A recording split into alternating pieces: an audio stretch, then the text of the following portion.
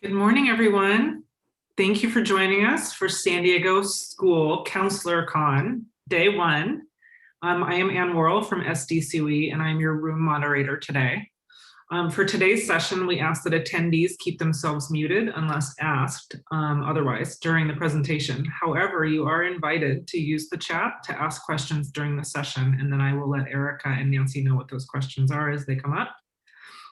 We are recording the session so that the presentations can be revisited later if anyone wishes to.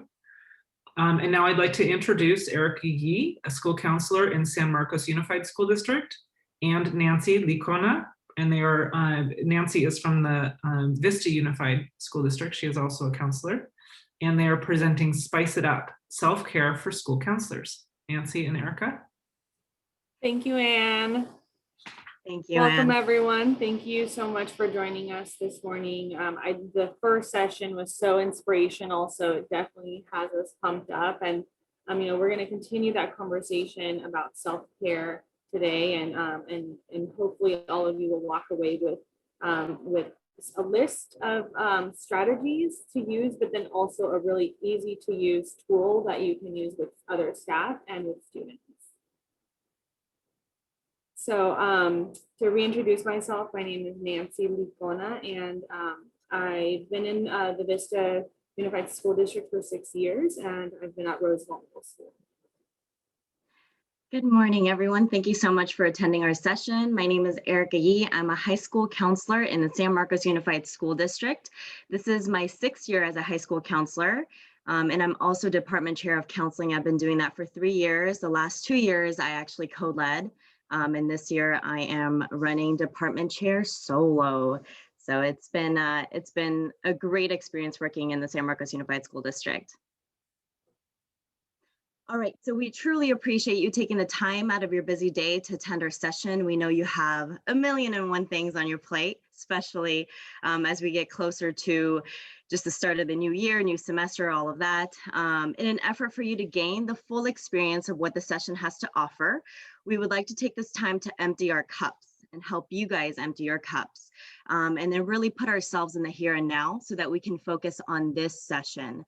So let's do a quick 1-minute breathing exercise together. Some of you guys might be familiar with what's called like a breathing square, which is very similar to what we're going to do in this video. So this video is going to walk us through a breathing exercise.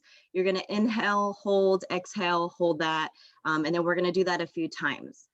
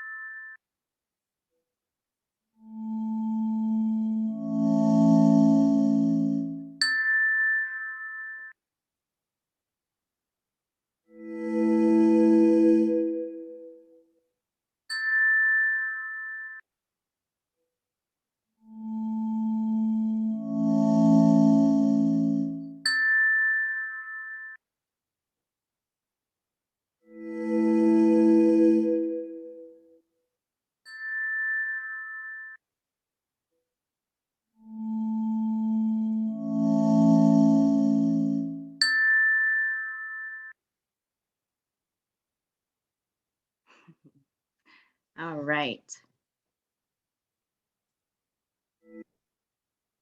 All right, so let's start by acknowledging that this week is National School Counselor Week. Thank you for all the hard work and the patience, the advocacy, and the devotion that you have to our field. We as school counselors, Nancy and I, truly appreciate all the work that you do. We know what it takes to be a school counselor, and we know that this is a challenging time. So in the chat, we would love to get to know you a little bit better since we're not face-to-face. And honestly, I would love nothing more than for us to be able to do this in person. But please share your name, the district you work in, and the grade level you work with. So please take a moment to share your name, the district, and the grade level. Thank you. Patience Martin from San Diego Unified School District. She's a middle school district resource counselor. Welcome. Well,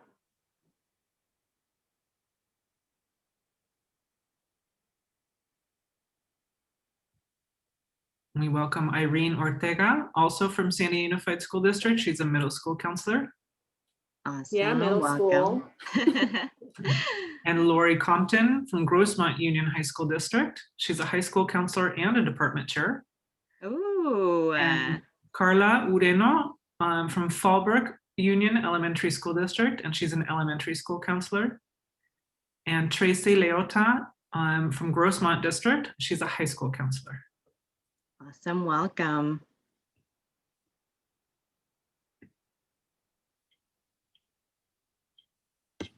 Okay. So I'm going to be going over the agenda, just a snapshot of what we're going to be talking about today. Small focus on why self-care. I think a lot of us acknowledge that it's very important. And so we're just touching on that. Looking at our sources of stress and doing a little bit of a reflection on what's stressing us out, to what extent is this stressing us out, and how it's impacting us. We're going to be talking about this concept of empathy fatigue.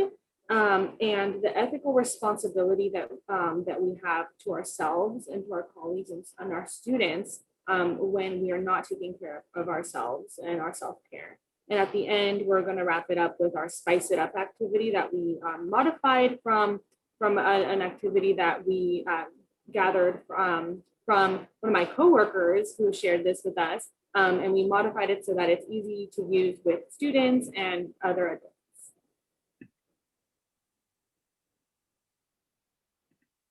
And so just the center of our work and our focus today is acknowledging that we're in a really demanding field. And this year is even more, it's more challenging than others because we have additional demands that are put on us, not only in our work, but also at home. And so something that we need to remember, especially because we are in a helping profession, we are technically healers. We heal students, we heal staff.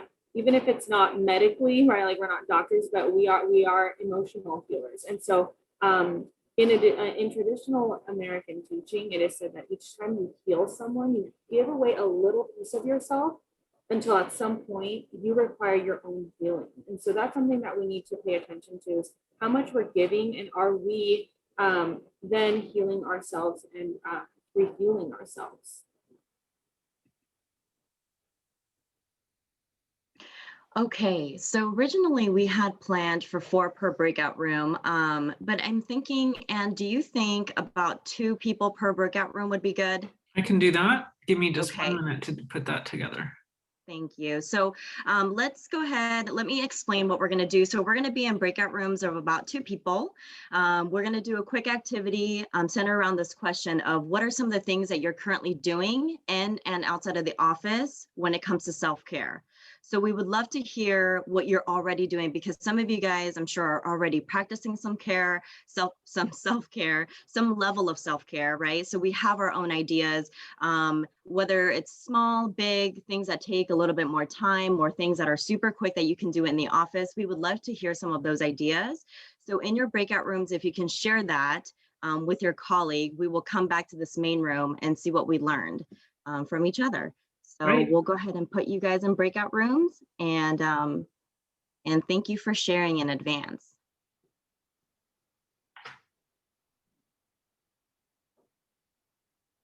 Okay. And Nancy, do you want to jump into one of the breakout rooms? Or do you want to stay here? How You think we should many, stay here? is it 2, are all the other breakout rooms 2 per person? We have room 1, which has 3 people in it, and room 2, which has 2 people in it. Oh, so maybe both of us can go to Okay. each of the rooms, and then just bring us back in, like, what are we doing, 3 minutes? 3 or minutes. Are we doing the whole 5? Yeah. We can do I 3 think- minutes. Let's do 3. All right, thank you. Okay.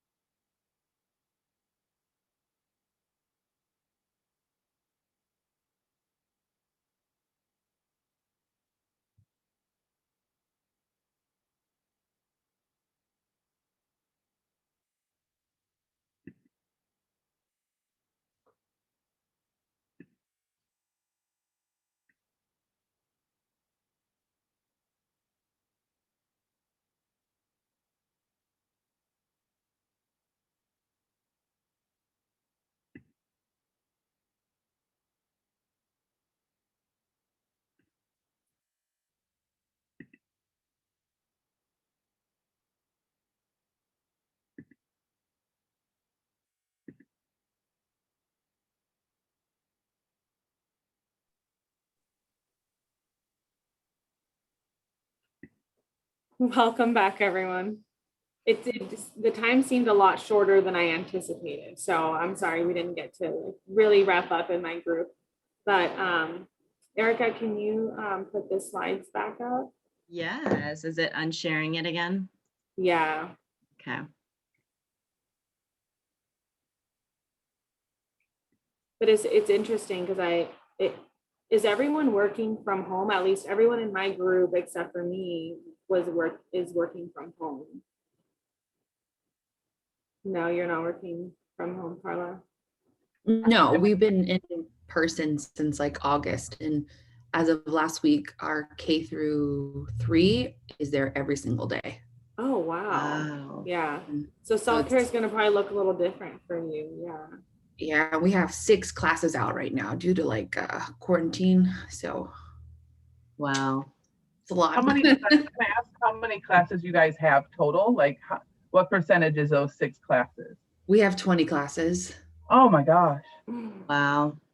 Yeah, I mean, they're just super, super precautious. You know, Mhm. one person tests positive, then everyone's out for a mandatory 2 weeks. So Right. Right. it's nice to be home today. All right, everyone. Thank you I've been for sharing working some from of your home the whole ideas. time. Oh, wow. Yeah, so have I actually. I'm not sure why I say, oh, wow, like as if I'm surprised. So am I. Okay, thank you for sharing your ideas with your colleagues.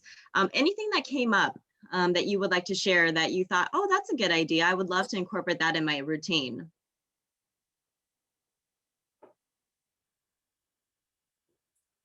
Erica, would you like people to unmute to contribute? Oh, yes. Is that, Yes, yes. that's fine as long as it works for you and Nancy. Yes, absolutely.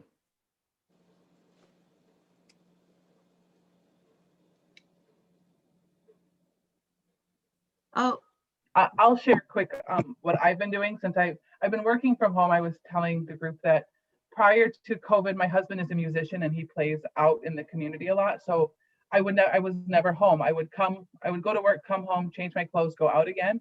And so I've really been working on making my living space and my working space how I want it to be, since I'm here all the time, all day, every day.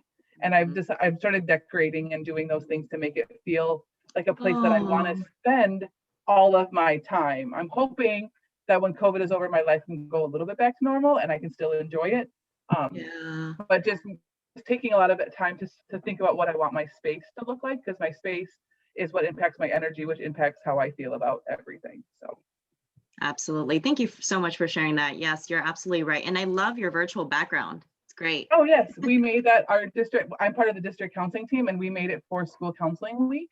Oh, So our kids and our staff could see that it's not just school counseling week, but we're here for kids. We're not just here for the big checks we get every month. The huge ones. Yeah. Yes, exactly. So thank you.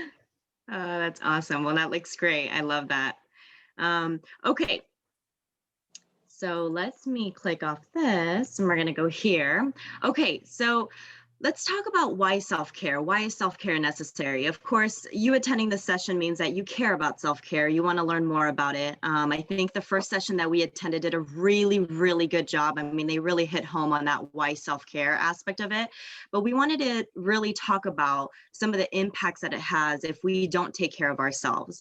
So self-care is important because if we don't, it has negative impacts on our mental and our emotional states. It can really have a negative impact on our physical well-being. Your professional and your personal relationships could be damaged, could be taken a hit because you're not taking care of yourself. It can increase the chances of burnout, which is super important to recognize and acknowledge. It can impact your productivity level, your effectiveness as a school counselor.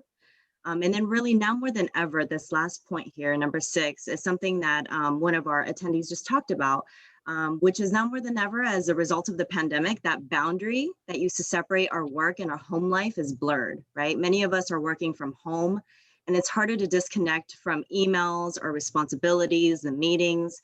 So it's no longer an issue of bringing work home anymore. since our work life has physically taken up space in our homes. So we really have to pay attention to how we take care of ourselves before we go and cure other people, help other people, and really lend a helping hand to others. We really got to look into ourselves and our self-care. And the biggest thing about all of this is we're trained to help others identify areas of self-care. And sometimes we forget to look at what we need in the moment. And so how are we identifying and managing our stress? Being that we're in the helping profession and that we're constantly giving and giving and giving. And at what point are we recognizing that we are the ones who maybe need to do a little bit of taking care of ourselves? So we modified this counselor stress-o-meter.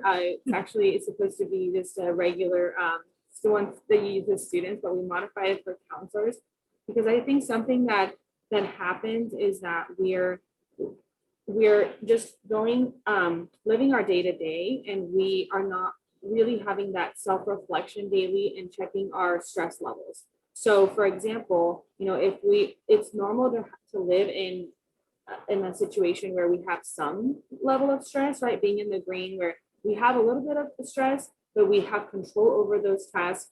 We may be experiencing short-term acute stress, which would be like, I got a flat tire and now I'm running late to work and I have to do all this. That's stress, but it's something that's not continuous.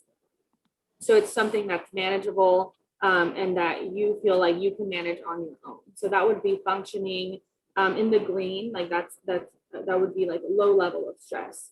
Once you're getting to that medium level of stress, this is when you're starting to feel that significant level of stress, but it still feels manageable, like you're able to get through everything.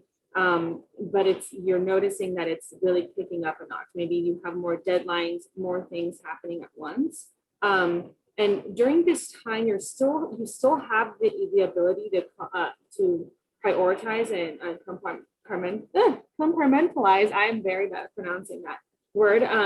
So making sure that we're prioritizing what we need to do. And so when we're in the medium level of stress, if we're still able to do that, then that's going to require a different kind of self-care than, for example, when we go into the high stress levels. So this would be constant high levels of stress. This would be when we start noticing that physical and emotional exhaustion. Like, I mean, just on a personal note, I know these last couple of weeks have been very, very stressful. We had to completely redo our master schedule for the third time this school year. And so, I was noticing I wasn't getting hungry anymore. So I was having to make sure that I was taking care of, of my physical self, because I was getting to that point of burnout.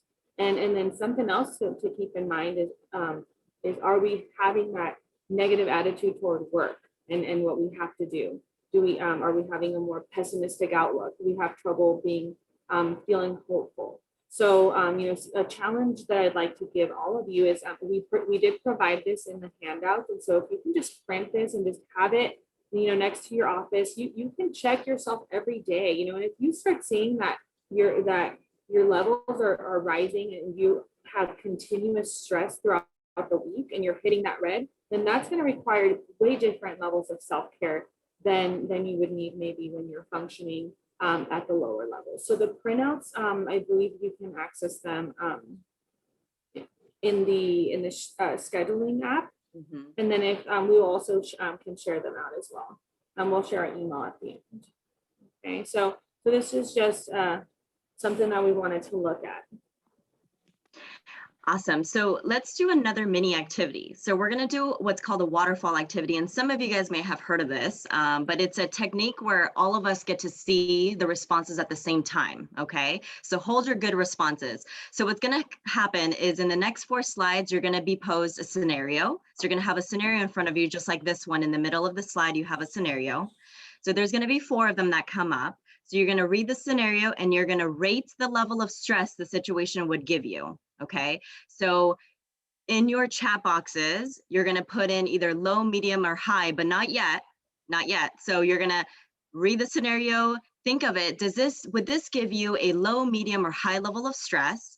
And then would we say waterfall, you are going to hit that send button and we should be able to see all of your responses, okay? So the first scenario here on the screen is facilitating a 504 meeting with family, an advocate, an administrator, teachers, and student in the room, okay? So go ahead and type that in, but don't hit send yet, please. So is that a low, is that a medium, or is that a high for you? All right, you ready? Waterfall.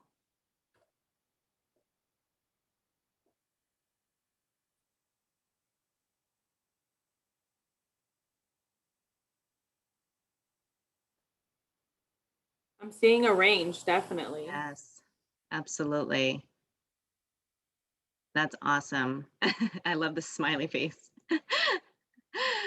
All right. All right, so let's go to the next scenario. Okay, so here's your next scenario for you.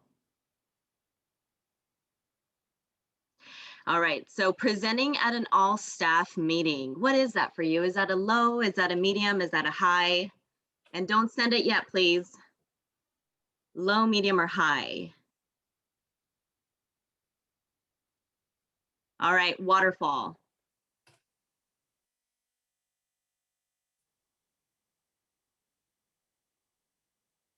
Nancy, what are you seeing?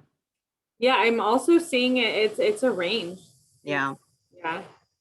Not the same for everybody. Okay, so scenario number 3. Changing student schedules, for example, and we wanted to make it fairly, an easy one, because sometimes we get it. Like there are some more complex schedule changes, but an elective change. A kid wants to go from chorus to ceramics or drawing and painting, something like that. An elective change. What is that? A low, medium, or high? And waterfall.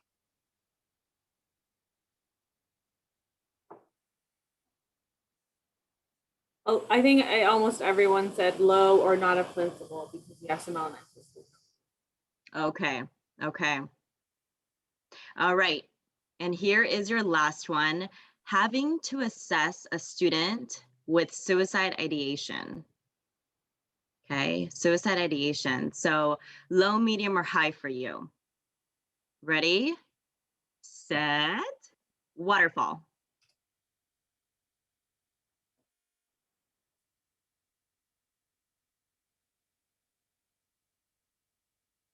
Yeah, it seems like it's in medium to high for the most part. Okay, so as you guys were able to tell, probably just from looking at the chat, when all of the scenarios came up, right? And the purpose of the waterfall activity is so that we can see really everyone's responses at once, right? So that you're kind of holding on to yours and then seeing where everybody else's comfort level is at or stress level is at, right? So it's really to show that school counselors, even as school counselors, and we're all school counselors in this room, we all experience stress and the level of stress very differently, right? So we might do the same type of activity or the same type of responsibility or task, but the way that we experience that and the stress level that comes with that is very different for each one of us, all right? So let's go ahead and talk about the physical changes. So with stress, it's important to note that there are physical changes that can happen within the body, right? So it's important for you to be able to detect when your body goes through some of these changes. So oftentimes it's hard for us to know when we're actually going through stress or if something is stressful to us, but if we pay attention, our bodies would tell us.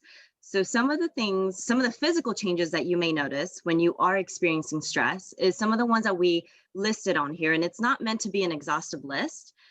Because there could be plenty of things that could be either taken out or put in, but sweaty palms, right? Change in heart rate, stiffness in neck, chest pain, fatigue, feeling more anxious, and having trouble speaking or breathing. So those are some of the physical changes that your body can show you and you can experience as you're going through stress. So it's very important for us to be paying attention to those things. All right, so it's inevitable that some of our things outside of work can really impact the level of stress we experience at work, right? So things like your personal life, things that are going on in your personal life can truly impact your level of stress and the way you experience stress at work. Your mood, your physical well-being, like if you didn't get enough sleep, if you're not eating well, as Nancy was mentioning, if you're not exercising and moving enough and you just feel like just really fatigue and low energy, those all of those things can really impact your level of stress at work, right? Your workload can really impact your stress level.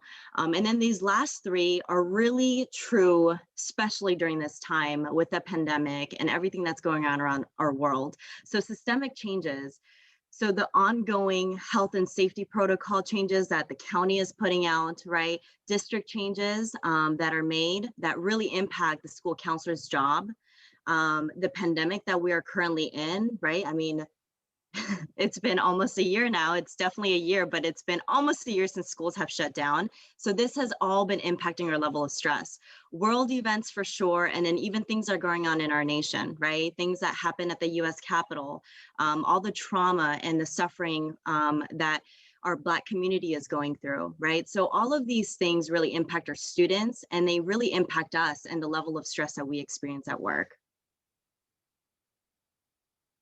Something that we found when we were doing our research that stood out was this concept of empathy fatigue. And so when I read it for the first time, I said, oh, well, it's the same thing as like burnout or compassion fatigue. It's something that I had heard before, but when we were looking into it a little bit deeper, we saw that. So the empathy fatigue, this term was coined in 1998. It was after a middle school, two middle school students in Arkansas shot students at their school and staff and killed 4 students and injured staff and a ton of other students. And so during this time, this researcher started studying the school counselors, the teachers, the staff, and then administrators who were part of that traumatic event. And so he found that this is a completely different level of stress and burnout because not only is it a result of just your physical, emotional, mental, and spiritual and occupational exhaustion. It's because you experienced a trauma, and at the same time, you're trying to help others who have experienced a very similar trauma. And so all of this is being revisited constantly and is causing a lot of harm to educators. And so this is something that definitely stood out to us a lot because as counselors, we could be dealing with our own loss or our own traumas with the pandemic, losing a loved one, or even ourselves getting sick, our families getting sick, maybe our partners have lost their job and we're struggling financially. So there's lots of different things that are happening. And so we wanted to draw attention to this, especially right now with everything going on. Like this is a different level of fatigue. And this was something that was studied in 1998. And then the article we found was from 2013. And then now, I mean, there's a lot more research on it because doctors, nurses are experiencing it, and educators are also experiencing this. So like I mentioned, all these additional stressors really are making us more prone to experiencing empathy fatigue, just because we're supporting students as they experience their trauma while we may be simultaneously just experiencing some trauma of our own. So something to be mindful of as well, like as we're thinking about, every time we're trying to help somebody, we're giving a little part of ourselves. Now we're giving even more because it's possibly opening up some trauma that we may be going through. So some of the consequences it can really affect our resiliency, our ability to move forward, to look past things, our ability to cope with additional stressors in life. And so, for example, if you're at home and you have all these things going on, and let's say that you have a conflict with your partner, you might react completely differently when you're under this level of stress than you would in a typical day, you know. And also this really impacts our level to feel empathy. So this concept of feeling numb is also can also be very, very dangerous, especially for us in this profession. And, you know, of course, impacting the professional and personal relationships, our ability to perform our job. And this concept of losing our soul, like feeling like we have, like we're a little bit lost and like we can't see past what we're living through. It is something that we really have to pay attention to, like not only for us, but I think also for our coworkers and people that we talk to on a daily basis, because this is a very, very real thing, especially in this high demand job that we have. All right, so before Nancy and I really started to dive into the history of self-care, right, and really where self-care and this idea comes from, we started looking into our ethical standards. So self-care is an ethical standard and an ethical responsibility that we have as school counselors. It's actually written in our standards in ASCA, and this is the standard right here, right in front of you. So B3, responsibilities to self. This is pulled from the ethical standards for school counselors in our ASCA. So monitor their emotional and physical health and practice wellness to ensure optimal professional effectiveness. School counselors seek physical or mental health support when needed to ensure professional competence. So it's important as you walk away from this session today that you remember that self-care is not a luxury, it's a mandate for school counselors. It's actually written in our standards. So not just looking at the academic and the personal social standards for students, but it's something that we have to hold true for ourselves in order to take care of other people. Right. So if we don't practice self-care, our actions could really result in us being out of compliance, us missing something that's very important, an important detail, like something through an email, a phone call, something that someone's telling us right in front of us, and any deadlines or those sorts of things that are very important, critical. And so if we don't take care of ourselves, we can potentially be out of compliance with some of these things that are, as you guys know, very important and crucial when it comes to the legal ramifications. Okay, so this is the last part of kind of self-care and kind of the education piece of it before we jump into the Spice It Up activity that we're going to do and we have planned for you guys.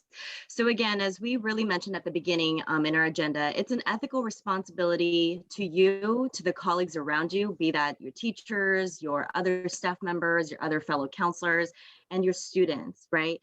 So as we mentioned in our Waterfall activity, being self-aware and being mindful is very important.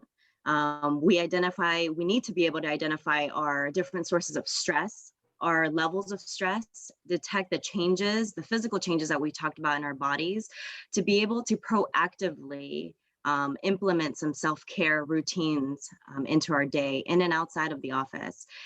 We need to recognize the warning signs of burnout, which include physical and/or mental exhaustion, loss of interest in your work, any sort of negative feelings like Nancy talked about towards your students, your coworkers, your job, all of that they're warning signs. They're telling you, hey, you need to take a break.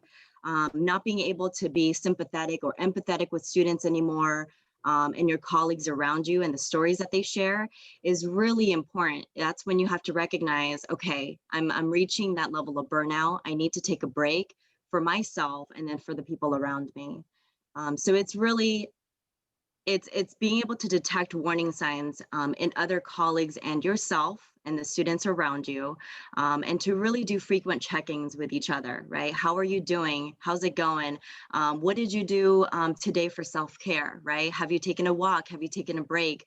Why don't you shut your door for a few minutes and really just take a few minutes to yourself with no interruptions? Go take a lunch break, things like that. So being able to lovingly suggest that, hey, maybe this is a perfect time for you to do some self-care. So you really take care of yourself and your own mental and emotional state, okay? Yeah, and it's so important to just keep each other accountable, especially at our school sites where we have rapport with the people we work with. You know, something that my coworker and I identified right away is that our teachers are really burnt out right now. Like they are just so stressed. They feel like they're working so much and the students aren't responding. And so it's a very frustrating thing. And so, we hold a staff support group once a week, and we talked to admin, they approved it. Admin's not invited, and it's just staff. It's just teachers who come every week. And honestly, we just play games. Like we do things to keep it easy, and we host an open mic.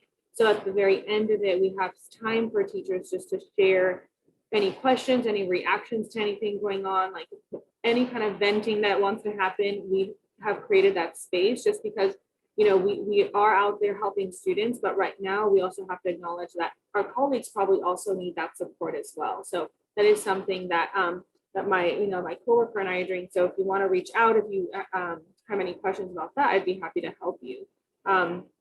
The Spice It Up activity is actually something that one of our teachers shared with us, and then we were able to do it with all of the staff at a staff meeting, at a staff professional development.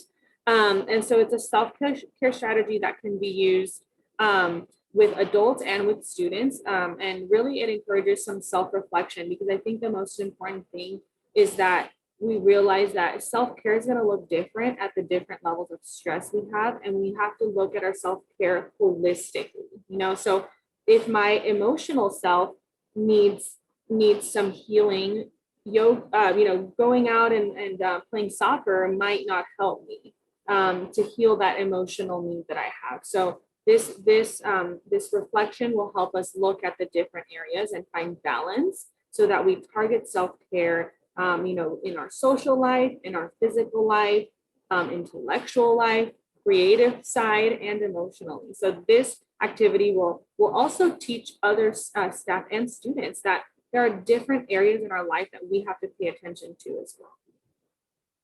So I'm going to, in the chat, I know some of you asked about the handout. I am going to paste if we can go on to the next slide, Erica. I'm going to paste the document that we're going to share with you. I don't know if all of you saw the handout that's attached to our presentation, but this is the Google Doc. So let me just make sure that everyone can see it, and then just make sure you make a copy of it. And so for this activity, we're going to task you to fill it out yourselves. And so you can either do it on your computer, or you can just get out a piece of paper and pen and do it on paper, just to have it. We're going to be going through the different categories of self-care, and then just thinking about something that you want to do for all of those different areas in your life. And if we go to the next slide. So we do encourage that the activities that you pick are non-work related. When I was filling this out for the first time, I had such a difficult time thinking of things that I do outside of work, because my identity revolves around my profession. And so I realized that I didn't have a lot going on that was non-work related that was filling my cup.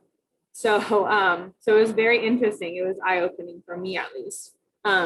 So for the first one, it is social.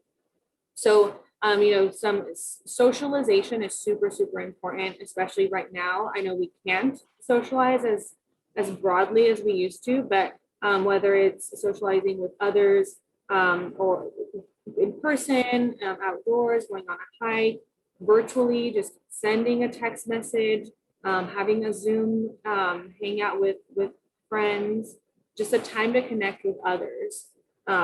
So for the S category, I want you all to think about one thing that you're going to do this week, but be specific to be more social, whether it's text my friend, whether it's have a Zoom movie night with somebody, or go grab coffee at an outdoor coffee shop. I want everyone to write down one thing, or to type in one thing that they're going to do. For physical, this includes anything relating to your body. So exercise, sleep, diet, this also can, include intimacy with a partner. I know it's kind of, awkward to say, but it is true. It's all part of our self-care. So So thinking about what kind of things are we doing to take care of our physical body.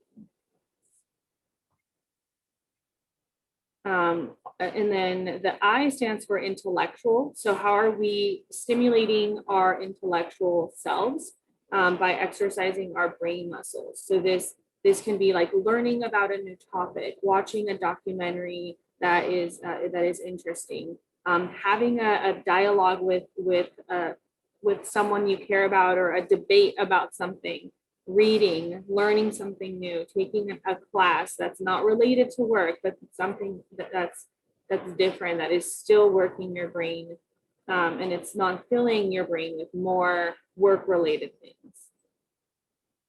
Okay, your creative side. This is one that I struggled with a lot because I'm not very creative. I'm not artistic or anything like that, but it made me think outside the box in terms of what can I do to stimulate my creative side. So right now what I'm doing is I started, I love plants, and so I started gardening, and I'm painting my pots, and that is so therapeutic. Like when I get home, I just kind of start painting my pots and drawing little things on them. And so anything that can spark that creative side is also going to be really important to, your overall well-being and your self-care. So think about something creative that you can do. It could be photography. It can be taking a class, drawing. Paint and wine nights count. And then lastly, but most importantly, I think is your emotional health. How is your emotional health, and what are you going to do for self-care? What are you doing for self-care to fill your emotional bucket? So this can be talking with friends, reaching out and going to therapy, meditating, really just identifying and being vulnerable with our emotions. And some of this, could be expressing a certain emotion maybe that you've been withholding. This can be something that can really fill you emotionally as well. So I know that it's a lot, but this is a really, really great exercise that you can do with students, that you can do with other staff members. Like I mentioned, we did this with our entire staff at our school, and we keep referring to it. I keep seeing it in emails come out of like, oh, I'm gonna take care of my spices today, and it's something that hopefully can create momentum so that we're looking at our needs in a more holistic approach, and identifying how we're taking care of ourselves. Does anyone have any questions about any of these?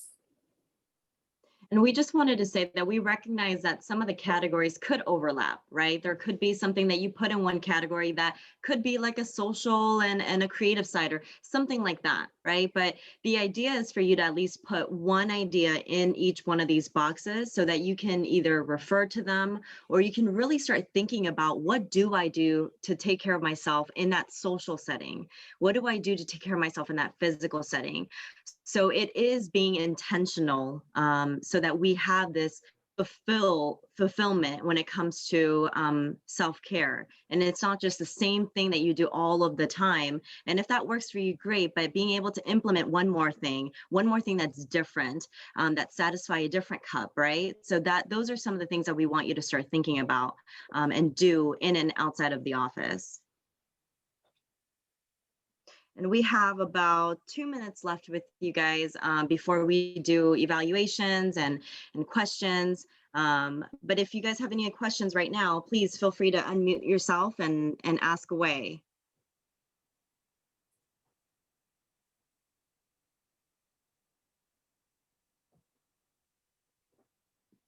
And for this activity, we recommend that you start off with trying to target one area a day, so that every week you have touched on every different category. So that's what we're hoping to accomplish, is that we are looking at our self-care, in a different way. Oh yeah, Yeah, Irene, I can share a little bit more about the staff weekly check-in. So it's an open forum that we have, and we first talked to our admin about it and just gave them the idea, and they loved it. They were like, yes, go ahead.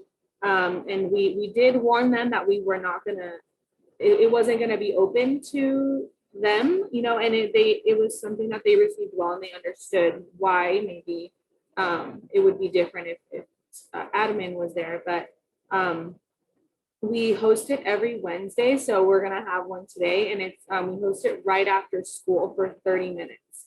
And some days it's really hard to keep it only to 30 minutes, so we go a little bit longer. But really the format we have is very, very simple. Like there's not a lot of planning that goes into it other than just a quick icebreaker. That's usually just a check-in, like everybody sharing how they're doing their week, and then sharing something fun. Like last week we shared, what was your childhood nickname? You know, and that got a lot of people laughing, like something to kind of ease the mood. And then we jump right into the an open mic with them. And so for that open mic, we have some ideas written down about what we would bring up, and if there's an awkward silence, which has happened. Sometimes people don't want to bring anything up at first, but then we have some topics that we bring up and share, and then everybody can contribute. And so sometimes it turns into like a heated back and forth, nothing negative, but just everyone sharing and getting really passionate about it. And sometimes our time runs a little bit late, but it's something that we started doing in November. And it's something that we've been doing every week for 30 minutes. So it's just a space. Right now, we started having about like 4 or 5 people show up at the beginning, and now we have about 10 showing up regularly. So it's not a huge number, but for the teachers who are coming, they've told us like it makes such a big difference, because a lot of them, they're working from home, they haven't seen anybody, and they're just like, it's so nice to just talk to an adult, because they're with their kids. And so it's definitely a very interesting way in a great way just to build rapport with other teachers. Like I've connected more through this Zoom with some teachers than ever before, just because I never see them around campus, or we never have the time to talk. And so this is just another way to connect. And so I mean, I think it's a great time to do this too, because a lot of us are working virtually. So yeah, if you need any tips to get it started, I'd love to connect if you want to email me.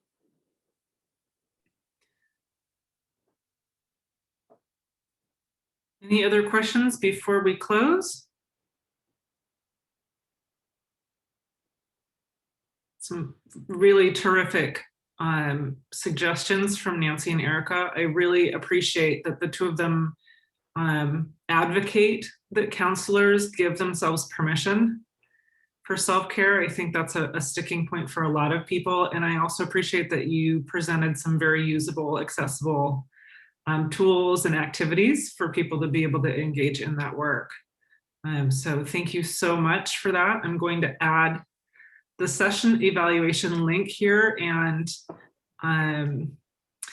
we're hoping that people would be willing to take 5 or 6 minutes. That's why we're finishing at 11:53 to do the evaluation forms. We'd like to, every time we do this, improve a little more so that your time is well used. I feel like the time today was very, very well used. Thank you to both Erica Yee and Nancy Licona for their presentation today. And I see that the emails are here in case people would like to follow up with them. Nancy and Erica, do you want to say anything else in closing? Yes, I mean, first and foremost, and thank you so much for being our moderator. We appreciate your help. It's so much easier to have one more person in the background doing all of these logistical things while we're really trying to focus on what we're trying to say. So we appreciate it so much. And thank you so much for for all of you guys for attending. Like Nancy and I just wish that we could be in person so that we can have that face-to-face interaction, and we understand that that's not possible just in the situation that we're in. So hopefully one day we get to be back here at Counselor Con, and we get to do this in person.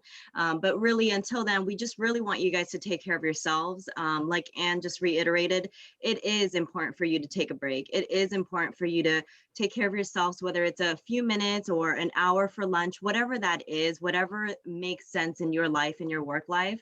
But not having any self-care is unacceptable, because it's not doing yourself any favors. It's not doing really anybody else any favors around you. And that's the biggest thing, is it can really damage some of the relationships that we have with others and the way that we view this awesome profession, right? We all got into this because we love helping other people and we love being there for students and families.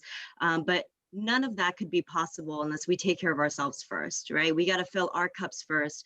We got to make sure that we take care of our physical well-being and our mental and emotional well-being before we can be there successfully for other people and effectively for other people.